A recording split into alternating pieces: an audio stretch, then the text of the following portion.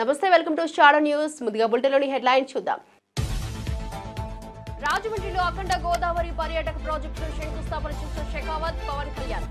కేంద్రం 375 కోట్ల రూపాయలతో రాష్ట్రంలో చేపట్టనున్న పర్యాటక ప్రాజెక్టులో ఫోటో గ్యాలరీని తిలకించిన షెకావత్ పవన్.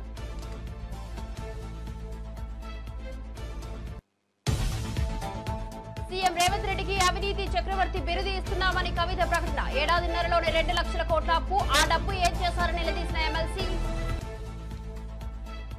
చంద్రబాబు రేవంత్ రెడ్డిల భేటీ తర్వాతే బనకచెర్లకు గ్రీన్ సిగ్నల్ వచ్చిందని ఆరోపణ.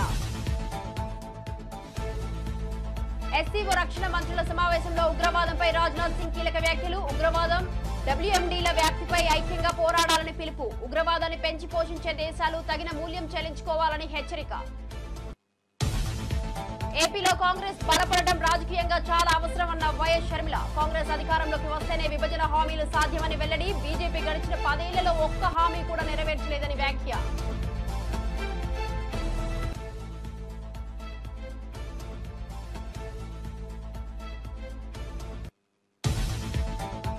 టీడీటీ పవిత్రతను దెబ్బతీయాలని చూస్తే ఊరుకోమన్న కిరణ్ రాయల్. హిందువుల మనోభావాలను దెబ్బతీస్తే పెద్ద యుద్ధమే చేస్తామని వెల్లడి. అలిపిరి నుంచి తిరుమల దర్శనం వరకు యాప్ క్రియేట్ చేసి డబ్బులు వసూలు చేస్తున్నారని ఆవేదన.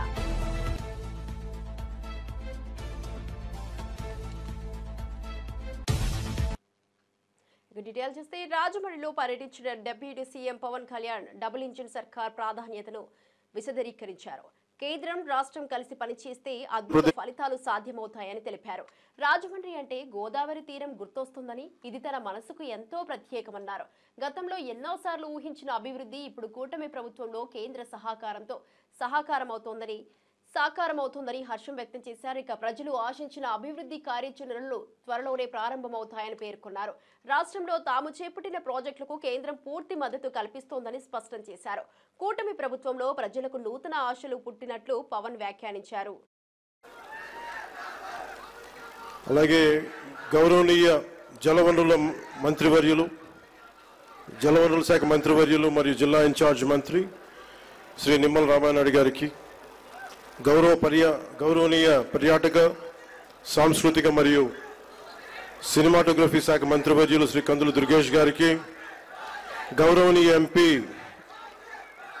రాజమహేంద్రవరం శ్రీమతి డి పురంధేశ్వరి గారికి, గౌరవనీయ ఎమ్మెల్సీ రాజమండ్రి శ్రీ సోము వీర్రాజు గారికి, శ్రీ ఆదిరెడ్డి శ్రీనివాస్ గారికి, గౌరవ ఎమ్మెల్యే రాజమండ్రి నగరం, మనందరికీ ఇష్టలైన పట్టు విడవని విక్రమార్కులు శ్రీ నాకు ఇష్టమైన గోరంట్ల బుచ్చయ్య చౌదరి గారికి. మనం తగ్గాలి తప్ప ఆయన తగ్గడం. మనం ఆయన చూసి నేర్చుకోవాలి. అంటే మనకి అడాప్టబిలిటీ రాదు, ఆయన అడాప్టబిలిటీ నేర్పిస్తారు మనకి. సో అలాంటి గోరంట్ల బుచ్చయ్య చౌదరి గారికి, రాష్ట్ర హితువుని, రాజమండ్రి హితువుని, గోదావరి జిల్లాల హితువుని కోరుకునే వారికి మనస్ఫూర్తిగా నా హృదయపూర్వక నమస్కారం. అలాగే రాజానగరం బత్తుల బలరామకృష్ణ గారికి, అనపర్తి ఎమ్మెల్యే శ్రీ నల్లమిల్లి రామకృష్ణారెడ్డి గారికి, శ్రీ ముప్పిడి వెంకటేశ్వర గారికి, కొవ్వూరు ఎమ్మెల్యే శ్రీ మడ్డిపాటి వెంకటరాజు గారు, గౌరవనీయ ఎమ్మెల్యే గోపాల్పురం చెర్రి బాలరాజు గారు, పోలవరం ఎమ్మెల్యే శ్రీ బొడ్డు వెంకటరమణ చౌదరి గారు, chairman Rajamahendravaram urban development authority, Shri Nukasani Balaji గారు, శ్రీ అజయ్ జైన్ గారు, శ్రీమతి పి ప్రశాంతి గారు, కలెక్టర్ జిల్లా మ్యాజిస్ట్రేట్ తూర్పుగోదావరి జిల్లా, అలాగే శ్రీ డి నరసింహకిషోర్ గారు, ఎస్పీ మన తూర్పుగోదావరి జిల్లాకి, ఎస్ చిన్నరాముడు ఐఏఎస్ గారికి, జాయింట్ కలెక్టర్, ఇక్కడికి విచ్చేసిన మీకు, మీ ద్వారా గోదావరి జిల్లాల ప్రజానీకానికి, ప్రత్యేకించి రాజమండ్రి ప్రజానీకానికి, సోదరీమణులకి, ఇక్కడికి విచ్చేసిన మీడియా ప్రతినిధులకి, ఎలక్ట్రానిక్ ప్రింట్ మీడియా ప్రతినిధులకి మీ అందరికీ ప్రత్యేకమైన నమస్కారం. రాజమండ్రి అనగానే గుర్తుకొచ్చేది గోదావరి తీరం. ఎప్పుడు కూడా ఒక తీరం వెంబడి ఎప్పుడు నాగరికత ఉన్న చోట భాష. అఖండ గోదావరి టూరిజం ప్రాజెక్టుకు రాజమండ్రిలో శంకుస్థాపన చేసిన కేంద్ర మంత్రి గజేంద్ర సింగ్ షెకావత్ ప్రాజెక్టును పూర్తి స్థాయిలో అభివృద్ధి చేస్తామని హామీ ఇచ్చారు. 2035 నాటికి ఆంధ్రప్రదేశ్లో 30 లక్షల పర్యాటకులు వచ్చేలా ప్రణాళికలు రూపొందిస్తున్నట్లు వెల్లడించారు. 450 కోట్ల రూపాయలతో పర్యాటక అభివృద్ధి కార్యక్రమాలు చేపట్టనున్నట్లు తెలిపారు. రాజమండ్రిని వారసత్వ సాంస్కృతిక రాజధానిగా అభివృద్ధి చేస్తామని స్పష్టం చేశారు. దేశవ్యాప్తంగా పర్యాటక రంగాన్ని ఆకర్షణీయంగా తీర్చిదిద్దే లక్ష్యంతో మోదీ ప్రభుత్వం వేగంగా పనిచేస్తోందని చెప్పారు. ప్రపంచంలో పర్యాటక వృద్ధి అత్యధికంగా భారత్లోనే ఉందని తెలిపారు. ఉప ముఖ్యమంత్రి పవన్ కళ్యాణ్ తో కలిసి ప్రాజెక్టుకు శంకుస్థాపన చేయడం ఆనందంగా ఉందని అన్నారు. పర్యాటక అభివృద్ధికి ఏపీలో అనుకూల వాతావరణం ఉందన్నారు. Dear friends, in 2023, tourism contributed 10% in global economy. But if we look towards India, it contributes only 6% in the country's economy. And the momentum is only accelerating and continuously picking up. With over 3 billion domestic visitors and nearly 20 million international arrivals expected in this year, India is fast becoming one of the world's most sought-after destinations. Our efforts have borne fruits on the global stage. Dear friends, India has moved up from the 54th to 39th position on the World Economic Forum's Travel and Tourism Development Index within just 3 years. Today, India proudly ranks among the top 10 countries of cultural, natural, and non-leisure tourism assets. Dear friends, from the snow-laden Himalayas to sun-kissed beaches, from yoga retreats to Sufi shrines, from medical tourism to adventure trails, India offers a complete tourism ecosystem. It is the diversity that forms the core of our tourism industry. The version of Modi government and vision of Honorable Prime Minister Narendra Modi ji is holistic, inclusive and future ready.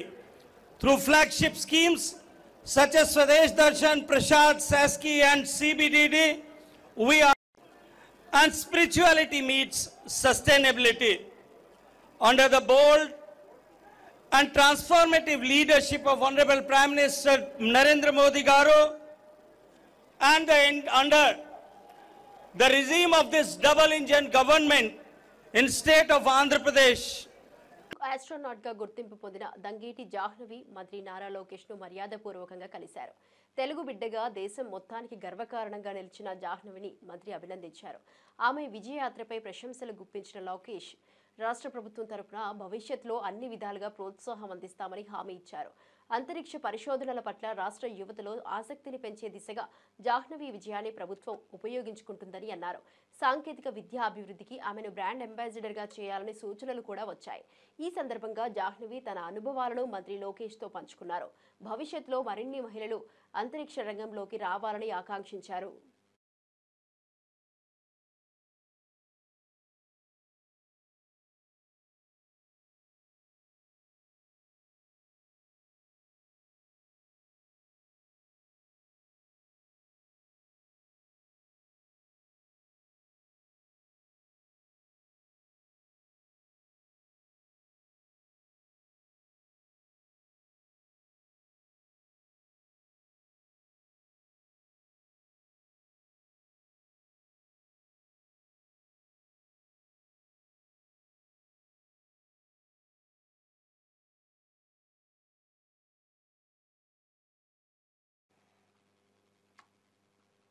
ఏపీలో కాంగ్రెస్ బలపడటమే విభజన హామీల సాధనకు మార్గమని AP PCC అధ్యక్షురాలు YS Sharmila అన్నారు.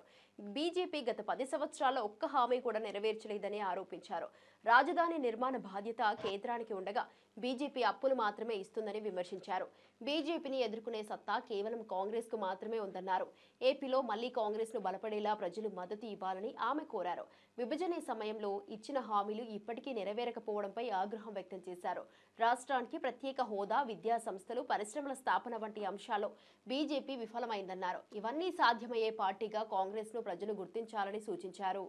ముందు కార్యాచరణ ఎలా ఉండబోవాలి, ఏ ఇష్యూస్ టేకప్ చేయాలి, నాయకుల, జిల్లాకు సంబంధించిన కార్యకర్తల అభిప్రాయాలను, సూచనలు తీసుకోవడానికి, వాళ్ళకున్న ఇబ్బందులను తెలుసుకోవడానికి ఇక్కడికి కాంగ్రెస్ పార్టీ అధ్యక్షురాలిగా నేనే రావటం జరిగింది. కాంగ్రెస్ పార్టీ బలపడ్డం ఈరోజు రాజకీయంగా చాలా అవసరం. రాజకీయంగా మా పార్టీకి మాత్రమే కాదు, ఆంధ్ర రాష్ట్రానికి కూడా కాంగ్రెస్ పార్టీ బలపడాల్సిన అవసరం ఉంది. ఎందుకంటే ఒక కాంగ్రెస్ పార్టీ అధికారంలోకి వస్తే మాత్రమే ఆంధ్ర రాష్ట్రానికి సంబంధించిన విభజన హామీలలో ఏ ఒక్క హామీ అయినా నెరవేరే అవకాశం ఉంది అంటే అది ఒక కాంగ్రెస్ పార్టీ అధికారంలోకి వస్తే మాత్రమే సాధ్యమవుతుంది. బీజేపీ కేంద్రంలో 11 సంవత్సరాలుగా అధికారంలోనే ఉంది. కానీ ఒక్కటంటే ఒక్క విభజన హామీ కూడా ఇప్పటి వరకు పూర్తి చేయలేదు బీజేపీ. ఇప్పటికి కూడా మన రాజధానికి కావాల్సిన పూర్తి ఫండ్స్ వాళ్ళు ఇచ్చి కట్టాల్సి ఉంది విభజన హామీలో. అయితే ఇప్పటికీ కూడా వాళ్ళు అప్పులే ఇస్తున్నారు. పోలవరం ప్రాజెక్టు జాతీయ ప్రాజెక్టుగా పూర్తి చేయాల్సిన బాధ్యత కేంద్రానిదైతే ఇప్పటికీ కూడా 45 మీటర్లలో కాదు 41 మీటర్లోనే దీన్ని పూర్తి చేయాలి అని పార్లమెంట్లో చెప్పినా కూడా వైసీపీకి చెందిన ఎంపీలు కానీ, టీడీపీకి చెందిన ఎంపీలు కానీ, జనసేనకు చెందిన ఎంపీలు కానీ ఏ ఒక్కరూ నోరు విప్పలేదు. ఇలా రాష్ట్ర ప్రయోజనాలను, బీజేపీతో సంబంధాల కోసం అటు వైసీపీ అయినా, టీడీపీ అయినా, జనసేన అయినా ఈ నాయకులందరూ వాళ్ళ స్వార్థ రాజకీయాలు చూసుకుంటున్నారు తప్పితే రాష్ట్ర ప్రయోజనాలను బీజేపీకి తాకట్టు ఎప్పుడో పెట్టేశారు. కాబట్టే ఈరోజు కాంగ్రెస్ ఎదగాల్సిన అవసరం ఉంది. ఎందుకంటే ఒక కాంగ్రెస్ పార్టీ మాత్రమే ధైర్యంగా, నిజాయితీగా బీజేపీని ఎదిరించి ప్రశ్నించే సత్తా ఉన్న ఏకైక పార్టీ ఈరోజు మన రాష్ట్రంలో ఉన్నది ఒక కాంగ్రెస్ పార్టీ మాత్రమే. కాబట్టి ఇవన్నీ జనాల మధ్యకి తీసుకువెళ్ళాలి. కాంగ్రెస్ పార్టీ కార్యకర్తల, నాయకుల బాధ్యత చాలా ఎక్కువ ఉంది దీంట్లో. కాంగ్రెస్ పార్టీ గ్రామ లెవెల్లో, బూత్ లెవెల్లో బలపడాల్సిన అవసరం ఉంది. ఇవన్నీ ఎలా సాధించాలి అన్న అంశాలపై ఈరోజు చర్చించడానికి కాంగ్రెస్ పార్టీ రాష్ట్ర అధ్యక్షురాలిగా నేనే ఇక్కడికి రావడం జరిగింది. తెలంగాణ ప్రభుత్వం 2 లక్షల కోట్ల రూపాయల అప్పు తెచ్చిందని, కానీ దాని లాభం ప్రజలకు కనిపించడం లేదని ఎమ్మెల్సీ కల్వకుంట్ల కవిత విమర్శించారు. కొడంగల్ లిఫ్ట్ ఇరిగేషన్ ప్రాజెక్టు కోసం మేఘా, పొంగులేటి కంపెనీలకు 1200 కోట్ల రూపాయల అడ్వాన్స్ ఇచ్చారని ఆరోపించారు. గతంలో కేసీఆర్ పాలనలో ఒక ద్రవ్యాన్ని కూడా ముందుకు ఇవ్వకుండా మొదట పనిచేయండి, తర్వాత డబ్బులు ఇస్తామని చెబుతూ శుభ్రమైన పాలన కొనసాగిందన్నారు. ప్రస్తుత ప్రభుత్వం అప్పు తెచ్చి పథకాలు అమలు చేయకుండా జారీ చేస్తున్నదంటూ తీవ్ర విమర్శలు చేశారు. అప్పుల బాధలో ప్రజల అవసరాలు మరుగున పడుతున్నాయని ఆవేదన వ్యక్తం చేశారు. డబ్బులు ఎక్కడికి పోతున్నాయో చెప్పాలంటూ ప్రభుత్వాన్ని నిలదీశారు. పైసలు తీసుకోండి అన్నారు కానీ కాంట్రాక్టర్లకు ఎప్పుడు అడ్వాన్స్ ఇవ్వలే. రేవంత్ రెడ్డి ఏం చేశారు, ఇద్దరు సంస్థలకు కలిపి దాదాపు 1200 కోట్ల అడ్వాన్స్ ఇచ్చేసింది. కానీ కొడంగల్ లిఫ్ట్ ఇరిగేషన్ స్కీమ్ లో ఇప్పటి వరకు ఒక్క చెంచా కూడా మట్టి తీయలేదనేటటువంటిది వాస్తవం, ఎవరం కూడా కాదనలేనటువంటి వాస్తవం. అయినా కూడా 600 కోట్లు ఇచ్చేసింది. ఒక్కొక్క సంస్థకి 1200 కోట్లు మొత్తం కాంట్రాక్టర్లకు వెళ్ళిపోయినాయి. అంటే దీనివల్ల మనకు ఏమర్థమవుతున్నది, ఈయన అప్పు బయటకు వెళ్ళి తీసుకొస్తారు, ఆ తీసుకొచ్చిన అప్పు కాంట్రాక్టర్లలో పోతుంది, కాంట్రాక్టర్ల దగ్గరికి వెళ్ళి వీళ్ళకి వచ్చే కమిషన్లు వీళ్ళకి వస్తాయి. కానీ రాష్ట్రానికి మాత్రం చెడ్డ పేరు వస్తున్నది, ప్రజలకు మాత్రం పెన్షన్ వస్తలేదు, విద్యార్థులకు మాత్రం రేవంత్ రెడ్డి గారి, అవినీతి రెడ్డి గారికి మేము ఒక రెడ్డి గారికి అవినీతి చక్రవర్తి అనేటటువంటి బిరుదుని ఇస్తున్నాం. ఈ అవినీతి చక్రవర్తి గారి అవినీతి భాగవతం అంతా మీకు తెలిసి నేను సమాచారం లేకుండా మాట్లాడను. మీకు తెలుసు నేను ఆధారం లేకుండా మాట్లాడను. ఖచ్చితంగా ఒక 1.5 మంత్లో అవినీతి చక్రవర్తి గారి అవినీతి భాగవతం అంతా కూడా ఒక మంచి బుక్ వేసి తెలంగాణ ప్రజలందరూ కూడా జాగృతి తరఫున పంచడం జరుగుతుంది. ఇలా బాధ ఎందుకైతుందంటే తెచ్చినటువంటి అప్పుతోని రాష్ట్రం బదనామవుతుంది, కానీ అన్ని వ్యవస్థలు కుప్పగొలుతున్నాయి. విద్య, వైద్యం లాంటి మౌలికమైనటువంటి వ్యవస్థలు.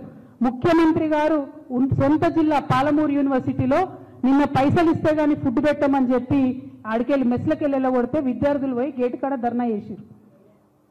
నిన్న కాకతీయ యూనివర్సిటీలో విద్యార్థులు ధర్నా, ఎందుకంటే ఇంటిగ్రేటెడ్ స్కూల్ కోసం మధ్యలో జాగా తీసుకుంటామని. ఇక స్కూల్ పిల్లల పరిస్థితి మీకు తెలుసు. ఎమర్జెన్సీ కాలంలోనే చంద్రబాబు కాంగ్రెస్ లో చేరారని, ఆ సమయంలో కాంగ్రెస్ నాయకులకు ప్రధాన అనుచరుడిగా ఉన్నారని వైఎస్ఆర్సీపీ నేత సిదిరి అప్పలరాజు విమర్శించారు. ఇప్పుడు మాత్రం ఎమర్జెన్సీ వ్యతిరేకిలాగా మాట్లాడమేంటని ప్రశ్నించారు. అప్పట్లో కాంగ్రెస్ లో సినిమాటోగ్రఫీ మంత్రిగా పనిచేసిన చంద్రబాబు ఇప్పుడు ప్రసంగాలు చెబుతున్నారని ఎద్దేవా చేశారు. ఇప్పటి ఏపీ పరిస్థితి అప్రకటిత ఎమర్జెన్సీ లాంటిదని పేర్కొన్నారు. రెడ్ బుక్ రాజ్యాంగం అంటూ పిచ్చి మంత్రులు మాట్లాడుతున్నారని ధ్వజమెత్తారు. పోలీసులు అసలు చట్టాన్ని అనుసరిస్తున్నారా అని నిలదీశారు. వేల తప్పుడు కేసులు, చిత్రహింసలతో పాలనను నడుపుతున్నారని మండిపడ్డారు. ఇది ప్రజాస్వామ్యానికి సిగ్గు కలిగించే వ్యవహారమని అన్నారు. చేశారు అదే సంవత్సరం మీరు అధికారికంగా ఇండియన్ నేషనల్ కాంగ్రెస్ లో జాయిన్ అయ్యారు. మీరు ఈ విషయాన్ని మీరు మర్చిపోతే ఎలాగా? అండ్ మోస్ట్ ఇంపార్టెంట్లీ సంజయ్ గాంధీకి ఎమర్జెన్సీ ఇంపోజ్ చేయించినటువంటి సంజయ్ గాంధీకి ప్రధానమైనటువంటి సపోర్టర్గా మీరు ఆ రోజు ఉన్నారు. మీరు ఈ దేశంలో ఎమర్జెన్సీ ఇంపోజ్ చేయటానికి కారణమైనటువంటి వ్యక్తులకు ముఖ్య అనుచరుడుగా ఉండి ఈ రాష్ట్రంలో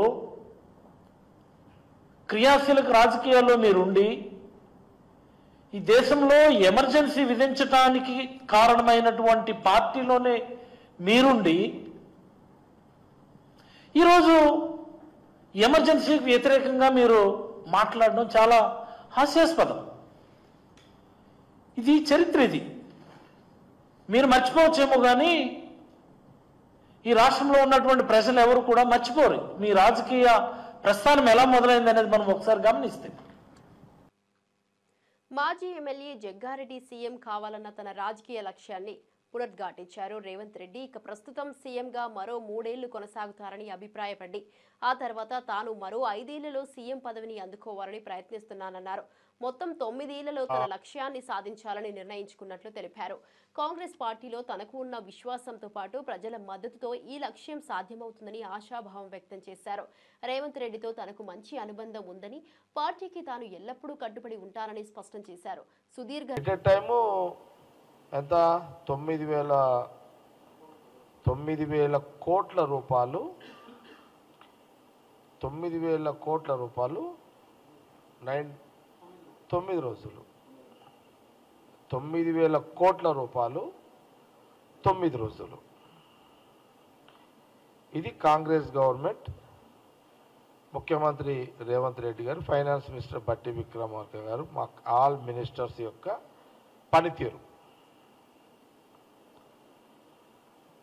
గతంలో బీఆర్ఎస్ గవర్నమెంట్ ఉన్నప్పుడు వాళ్ళు ఏం చేసారు? అప్పుడు వాళ్ళు వేయలేదని మేము అంటలేం కదా, వాళ్ళు రైతు బంధు అన్నారు, వాళ్ళు వేసారు. వాళ్ళు వేసిన దానికి కాంగ్రెస్ గవర్నమెంట్, బీఆర్ఎస్ గవర్నమెంట్ గతంలో వేసిన దానికి కాంగ్రెస్ గవర్నమెంట్, అప్పుడు కేసీఆర్కి ఇప్పుడు రేవంత్ రెడ్డి గారికి ఉన్న తేడా ఏదో చెప్పాల్సిన అవసరం తెలంగాణ రైతులకు, తెలంగాణ ప్రజలకు ఉన్నది. మాకు ఈరోజు ఇది చాలా ఇంపార్టెంట్. ఇది దీంట్లో వాళ్ళు మొదలు పెడితే, వాళ్ళు రైతు బంధు మొదలు పెడితే, సపోజ్ జనవరి నెలలో వాళ్ళు రైతు బంధు స్టార్ట్ చేసి, ఎగ్జాంపుల్ చెప్తున్నా, జనవరిలో రైతు బంధు ఎకరానికి 5,000 రూపాయలు వాళ్ళు స్టార్ట్ చేస్తే మినిమం 5 నెలలు 6 నెలలు వాళ్ళు సమయం తీసుకున్నారు. వాళ్ళు 5-6 months టైం తీసుకున్నారు వాళ్ళు ఏదో రైతు బంధు వాళ్ళు వేయడానికి. అంటే ఎప్పుడు వాళ్ళు వేసినా రైతు బంధు 5,000 వేసినా 6,000 కోట్లు వేసినా కిస్తీల ప్రకారం నడిపించింది వాళ్ళ కథ. కిస్తీలే మళ్ళీ అక్కడ కూడా కిస్తీల ప్రకారం ఎట్లా చేసారు? సపోజు 9-10 వేల కోట్లు వేయాలనుకోండి, దాన్ని ఏం చేసారు? 5 నెలలు ఒక కిస్తీ, 5 నెలలు ఒక కిస్తీ. తేడా గమనించాలి రైతులు కానీ తెలంగాణ ప్రజలు కూడా, మీడియా కూడా గమనించాలి. ఏంటంటే వైఎస్ఆర్సీపీ కార్యకర్తలు మళ్లీ రప్ప అంటే ప్రజలు ఎదురు తిప్పుతారని హోంమంత్రి వంగలపూడి అనిత తీవ్ర వ్యాఖ్యలు చేశారు. జగన్ పాలన విధ్వంసానికి చిహ్నమని, అతని సైకో నైజాన్ని ప్రజలు అర్థం చేసుకోవాలని సూచించారు. పల్నాడు పర్యటనలో జరిగిన ఘటనలో 3 ప్రాణాలు పోయాయని, అంబులెన్స్ కు దారి ఇచ్చి ఉంటే మధు ప్రాణాలు ఉండేవని ఆవేదన వ్యక్తం చేశారు. జగన్ బ్యాచ్ ఆటలు ఇక సాగవని స్పష్టంగా హెచ్చరించారు. గత 5 ఏళ్లుగా జగన్ ప్రజల మధ్య విద్వేషాలు, విధ్వంసం సృష్టించారని ఆగ్రహం వ్యక్తం చేశారు. ప్రజలే ఇక ఫైనల్ నిర్ణయం తీసుకునే సమయం వచ్చిందని తెలిపారు. రాష్ట్రాన్ని రక్షించాలంటే ఈ విధ్వంస రాజకీయాలను ప్రజలే తిప్పికొట్టాలన్నారు. ఇక్కడ కూడా అంటే ఎంత దారుణమైన పరిస్థితి అంటే, ఒక చీప్ లిక్కర్ ప్రజలకు అందించి ఆ లిక్కర్ మీద కూడా 15 సంవత్సరాలకి మా రాష్ట్రంలో ఇంతమంది తాగుతారు, దీని మీద ఇంత ఆదాయం వస్తుంది కాబట్టి నాకు ఇంత అప్పు ఇవ్వండి అని 25,000 కోట్ల రూపాయలని కూడా అప్పు తీసుకొచ్చేసిన పరిస్థితి నుంచి ఈరోజు ఆర్థిక వ్యవస్థని ఈరోజు గాడిలో పెట్టడానికి నిజంగా గౌరవ చంద్రబాబు నాయుడు గారు ముఖ్యమంత్రి వర్యులు చేస్తున్న కృషి మనందరం కూడా చూస్తున్నాం. ఒకటి మాత్రం నిజమండి, కూల్చివేతలతో మొదలు పెట్టాడు, విధ్వంసం చేశాడు, విద్వేషాలు రెచ్చగొట్టాడు, హింసను ప్రేరేపించాడు, వాళ్ళ తాలూకా మంత్రులు ఎమ్మెల్యేల చేత బూతులు తిట్టించాడు, అసెంబ్లీ సాక్షిగా మా చంద్రబాబు నాయుడు గారి చేత కన్నీళ్లు పెట్టించారు, అదేవిధంగా నారా బోనమ్మని నోటుకొచ్చినట్టు మాట్లాడించారు. ఇంకా మాలాంటి వాళ్ళం అయితే ఇంకా అది వేరే విషయం. అంటే ఒక్కొక్కసారి ఎందుకు గుర్తు తెచ్చుకోవాలంటే, జగన్మోహన్ రెడ్డి ఈ రోజు వచ్చి నీతి కబుర్లు చెప్తున్నాడు. అదేవిధంగా వాళ్ళ తాలూకా విధ్వంసం చేసే ఆ జనాలు కూడా మూకలు, వైసీపీ మూకలు కూడా బయటకు వచ్చి ఈరోజు నీతులు చెప్తున్నాయి. ఆ నీతులు చెప్పేటప్పుడు లాస్ట్ 5 సంవత్సరాలు వీళ్ళు ఏం చేశారన్న సంగతి కూడా గుర్తు చేయాలి అనే ఉద్దేశంతో, బయటికి రావాలంటే పరదా ఉండాలి, బయటికి రావాలంటే చెట్లు నరికేయాలి, అతను బయటకు వచ్చాడంటే షాపులు మూసేయాలి, జగన్మోహన్ రెడ్డి బయటకు వస్తున్నాడంటే షాపులు మూసేయాలి, జగన్మోహన్ రెడ్డి ఒక మీటింగ్ పెట్టాలంటే తెలుగుదేశం పార్టీ వాళ్ళందరినీ కూడా హౌస్ అరెస్టులు చేయాలి.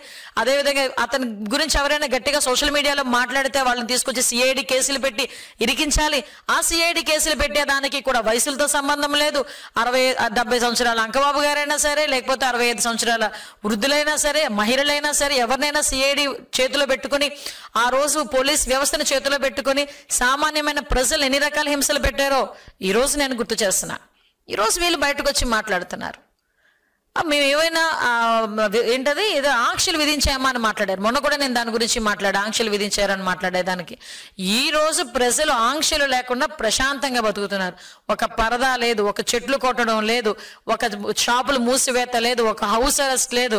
ఆఖరికి జగన్మోహన్ రెడ్డి ఎక్కడైనా పరామర్శకి వెళ్తానన్నా కూడా అది చైనాలో జరిగిన ఎస్సీఓ రక్షణ మంత్రుల సమావేశంలో భారత రక్షణ మంత్రి రాజ్నాథ్ సింగ్ ఉగ్రవాదంపై కఠిన వ్యాఖ్యలు చేశారు. ఇక ఉగ్రవాదాన్ని ప్రోత్సహించే దేశాలు తగిన పరిణామాలు ఎదుర్కోవాల్సిందేనని హెచ్చరించారు. ఉగ్రవాదం ఉన్న చోట శాంతి, అభివృద్ధి సాధ్యమని అన్ని సభ్య దేశాలు కలిసికట్టగా ముందుకు రావాలన్నారు. సరిహద్దు ఉగ్రవాదాన్ని విధానపరమైన ఆయుధంగా వాడే దేశాలను ఎస్సీఓ ఖండించాలని పిలుపునిచ్చారు. రాడికలైజేషన్, పరస్పర విశ్వాస లోపం వంటి అంశాలు కూడా ఈ ప్రాంతానికి ప్రమాదకరమని నొక్కి చెప్పారు.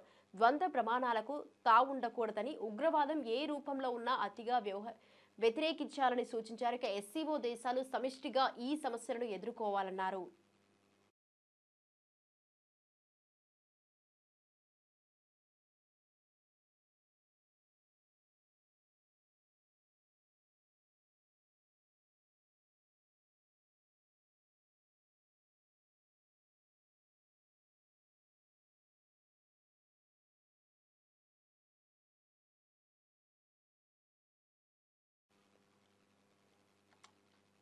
పదివేల మంది రిటైర్డ్ ఉద్యోగులకు ఇవ్వాల్సిన డబ్బులను నిలిపివేసిన కాంగ్రెస్ ప్రభుత్వం వారిని తీవ్ర ఇబ్బందులు పాలు చేస్తోందని మాజీ మంత్రి వి శ్రీనివాస్ గౌడ్ ఆరోపించారు. డబ్బుల కోసం వేచి చూస్తున్న ఉద్యోగుల్లో నిత్యం ఒకరొకరు చనిపోతున్నారని ఆవేదన వ్యక్తం చేశారు. ఇటీవల సోమిరెడ్డి అనే రిటైర్డ్ ప్రధాన ఉపాధ్యాయుడు డీఈఓ కార్యాలయం వద్దే గుండెపోటుతో ప్రాణాలు కోల్పోయిన ఘటనను ప్రస్తావిస్తూ ఇది ప్రభుత్వ హత్యలేనన్నారు. బడా కాంట్రాక్టర్ల బిల్లులకు ప్రభుత్వం వెంటనే చెల్లిస్తున్నా జీవితాంతం సేవ చేసిన ఉద్యోగులకు మాత్రం అవమానం చేస్తోందని విమర్శించారు. వీలైనంత తొందరగా వారి బకాయిలు చెల్లించి మరింత ప్రాణ నష్టం జరగకుండా చూడాలని డిమాండ్ చేశారు.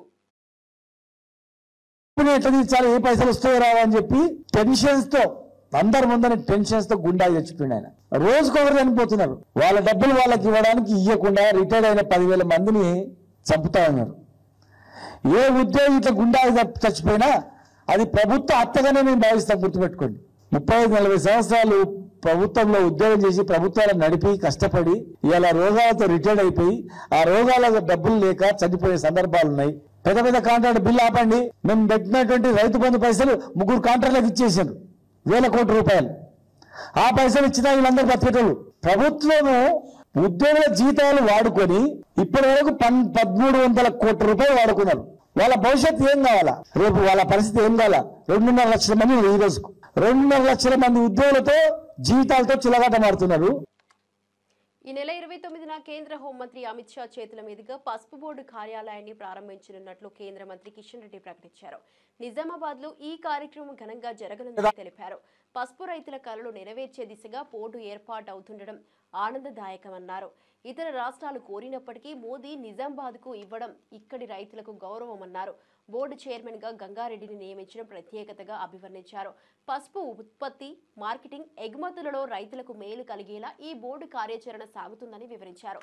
అలాగే 29న మాజీ మంత్రి డిఎస్ విగ్రహాన్ని కూడా అమిత్ షా ఆవిష్కరించనున్నారని తెలిపారు. ఇక రైతులు భారీగా హాజరవ్వాలని కిషన్ రెడ్డి పిలుపునిచ్చారు. చిన్న ప్రయత్నము ఇది. అందరూ రైతులందరూ కలిసి ఈ కార్యక్రమాన్ని విజయవంతం చేసుకోవాలి. భవిష్యత్తులో ఈ యొక్క జాతీయ పసుపు బోర్డు ద్వారా రైతులకు మేలు జరిగే విధంగా కార్యాచరణ ప్రణాళిక రూపొందించుకోవాలని చెప్పి నేను జిల్లా రైతులందరూ కూడా కోరుతా ఉన్నాను. రైతులందరూ కూడా పూర్తి సమన్వయంతో మరి అందరూ కూడా కార్యక్రమానికి రావాల్సిందిగా ఆహ్వానిస్తా ఉన్నాను. ఒకసారి కార్యాలయం ప్రారంభమైన తర్వాత భవిష్యత్తు కార్యాచరణ ఏ రకంగా ఉండాలో మనకు మరి కామర్స్ మినిస్టర్ అయినటువంటి పీయూష్ గోయల్ గారు కానీ లేక హోంమంత్రి గారు కానీ రాష్ట్ర ప్రభుత్వం నుంచి వచ్చేటువంటి మరి మంత్రులు కావచ్చు, దేశంలో పసుపు ఉత్పత్తి పెరిగే విధంగా పసుపు ఉత్పత్తి చేసేటువంటి రైతులకు లేకపోతే పసుపుకు సంబంధించినటువంటి వాల్యూ యాడెడ్ చేసేటువంటి అన్ని వర్గాలకు మేలు జరిగే విధంగా ఉపాధి అవకాశాలు మెరుగుపడే విధంగా ఇది. రైతుల పట్ల రేవంత్ రెడ్డి వైఖరిపై బీఆర్ఎస్ నేత పట్లోళ్ల కార్తిక్ రెడ్డి తీవ్ర స్థాయిలో విరుచుకుపడ్డారు. రైతులకు కేసీఆర్ కన్నతల్లి అయితే రేవంత్ సవతి తల్లి లాంటి వాడని విమర్శించారు. రైతు బంధు, రైతు భరోసా వంటి పథకాలు నిజమైన సహాయమని, అలాంటి సహాయంపై బజారులో ప్రకటనలు చేసుకుంటే అది రైతుల ఆత్మాభిమానాన్ని దెబ్బతీసేదిగా ఉంటుందని అన్నారు. కన్నతల్లి బిడ్డ ఆకలితో ఉన్నదా లేదా అనేది చూస్తుందంటే సవతి తల్లి బయట చూపులు చూస్తుందన్నారు. రేవంత్ పాలనలో రైతులు నిరాశకు గురవుతున్నారని, ఇదే తేడా కేసీఆర్ రేవంత్ మధ్య ఉందని స్పష్టం చేశారు. రైతులను మోసం చేసే విధానాన్ని నిలదీసే ప్రజా ఉద్యమం తప్పదన్నారు. ఇక్కడ ఉన్న ప్రజలు, రంగారెడ్డి జిల్లాలో ఉన్న ప్రజలు పని చేసేది తెలంగాణ అభ్యున్నతికే, భారతదేశంలో మేము కూడా ఒక పౌరులమని ముఖ్యమంత్రి గారికి మీ ద్వారా గుర్తు చేస్తున్నాం. రంగారెడ్డి జిల్లాకి ఒక ప్రత్యేకత ఉంటుంది, ఒక ప్రాముఖ్యత ఉంటుంది. తలసరి ఆదాయంలో హర్యానాలో గురుగాం తర్వాత 2వ స్థానంలో భారతదేశంలో నిలిచిన ఒక ఘనత రంగారెడ్డి జిల్లా. అదే కాకుండా భారతదేశానికి, తెలంగాణకే కాదు భారతదేశానికి వనరులు సమకూర్చే ఒక టాప్ 5 డిస్ట్రిక్ట్స్లో, అది ఆర్థిక వనరులే కానివ్వండి, మానవ వనరులే కానివ్వండి, ఇంకేమున్నా కూడా టాప్ 5 డిస్ట్రిక్ట్స్లో భారతదేశంలోనే మా జిల్లా రంగారెడ్డి జిల్లా ఉంటుందనే విషయం కూడా గుర్తు చేస్తున్నా. ఇవన్నీ ఎందుకు ఒట్టినే వచ్చినాయా? ఎవరు త్యాగాలు చేయకుండా మా జిల్లా వాసులే కానీ, మా జిల్లా రైతులే కానీ, ప్రజలే కానీ కష్టపడకుండా రంగారెడ్డి జిల్లా ఈరోజు స్థాయిలో ఉన్నదా అని నేను అడుగుతున్నా. ముఖ్యంగా రంగారెడ్డి జిల్లాకు సంబంధించిన రైతులు వేలాది లక్షలాది ఎకరాలు దారాదత్తం చేసి ప్రభుత్వానికి, తద్వారా ప్రభుత్వం ఈ యొక్క భూములని డెవలప్ చేసి రోడ్లు వేసో లేకపోతే ఇన్ఫ్రాస్ట్రక్చర్ ద్వారా డెవలప్ చేసి దీన్ని పెట్టుబడులు తీసుకొచ్చి రంగారెడ్డి జిల్లా ద్వారానే తెలంగాణ రాష్ట్రానికి సగం పైన ఆదాయం వస్తుందని చెప్పి మీ అందరి ద్వారా యాద్ చేస్తున్నారు. ఇవన్నీ ఎందుకు మాట్లాడుతున్నాం అంటే మీరందరూ చూస్తున్నారు గత 2 రోజుల నుంచి, గత వారం రోజులు, 10 రోజుల నుంచి ఏం జరుగుతుందనేది. ముఖ్యమంత్రి గారు ఈసారి ఈ దఫా జరుగుతున్న వంటి రుణమాఫీ, రైతు బంధును ఖచ్చితంగా, నేను రైతు బందే అంటాను, ఇంకా దాన్ని రైతు భరోసాని ఇంకా నాకు నోటికి వస్తలేదు కాబట్టి రైతు బందే అది ఈ దఫా రైతు బంధుని ముమ్మాటికి 9 రోజుల్లో తెలంగాణలో ఉన్న ప్రతి రైతు అకౌంట్లో పైసలు వేస్తామని చెప్పారు. అది మొదలుపెట్టిన కొన్ని కాడికి అది నిజంగా ఎంత మేర సక్సెస్ఫుల్ అయిందనేది ఒక సబ్జెక్ట్ అయితే నిజంగా. బోనాల పండుగ ప్రారంభమైన సందర్భంగా గోల్కొండలో ప్రత్యేక పూజలు జరిగాయి. జగదాంబిక అమ్మవారి ఆలయంలో ఎమ్మెల్సీ కల్వకుంట్ల కవిత బోనం సమర్పించారు. సంప్రదాయ వస్త్రాధరణలో పాల్గొన్న ఆమె అమ్మవారిని దర్శించి ప్రత్యేక పూజలు నిర్వహించారు. ఈ సందర్భంగా ఆమెకు దేవస్థానం అధికారులు సత్కారం చేశారు. ఇక ప్రతి ఏడాది బోనాల పండుగ ప్రారంభ వేడుకల్లో పాల్గొనే సంప్రదాయం ఈసారి కూడా కొనసాగించారు. భక్తుల కేరింతల నడుమ ఆలయం చుట్టూ పూజా కార్యక్రమాలు జోరుగా సాగాయి. అనంతరం ఆమె మీడియాతో మాట్లాడుతూ బోనాల పండుగ తెలంగాణ సంస్కృతికి ప్రతీకగా నిలుస్తుందని తెలిపారు. రాష్ట్ర ప్రజలందరికీ శుభాకాంక్షలు తెలిపారు. గోల్కొండ బోనాల నేపథ్యంలో పటిష్టమైన భద్రతా ఏర్పాట్లు చేపట్టినట్లు అధికారులు తెలిపారు.